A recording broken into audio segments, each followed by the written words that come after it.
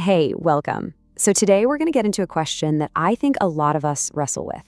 Is it even possible to be really, truly successful and be at peace?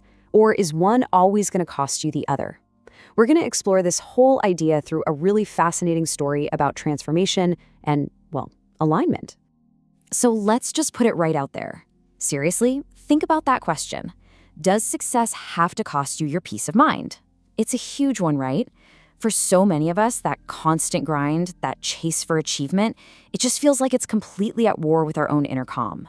Well, this explainer is all about taking a closer look at that assumption and maybe, just maybe, turning it on its head. You know, for the longest time, the story we've all been told is that you kind of have to choose. You can have the amazing career, or you can have your well-being. But getting both at the same time, that's treated like some rare, lucky exception.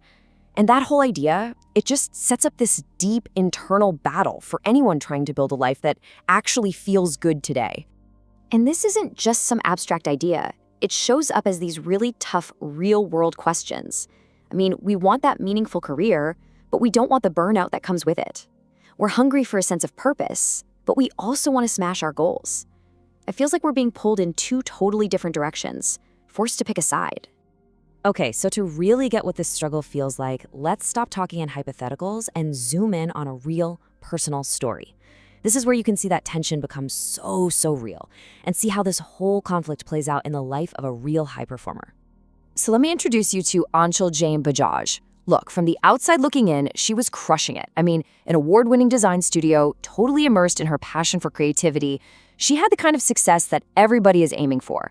But something wasn't quite right. And here is the absolute key. What the world saw on the outside just didn't match what she was feeling on the inside.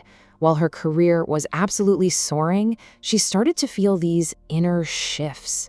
A kind of intuitive sensitivity that she'd had her whole life was getting louder and louder, and she started noticing these internal patterns, these conflicts that she just couldn't push aside anymore.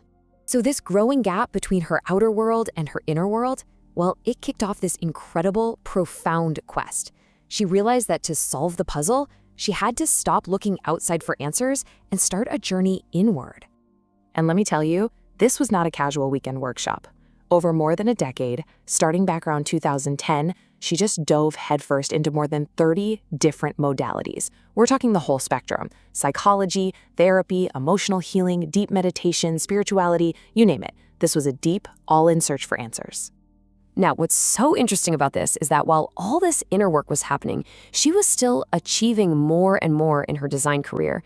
But all that external success actually did something unexpected. It just made one single powerful internal truth become crystal clear. And this was it. This was the light bulb moment. That real lasting feeling of fulfillment, it wasn't going to come from the next award or the next big project or any kind of approval from the outside world. Nope.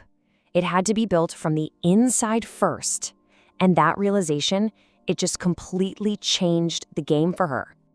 So you might be thinking, okay, that's one person's story. But what's so wild is that her experience, it perfectly mirrors this massive global trend. The data is showing us that this feeling of being disconnected is happening on a huge scale. Just look at these numbers from Gallup.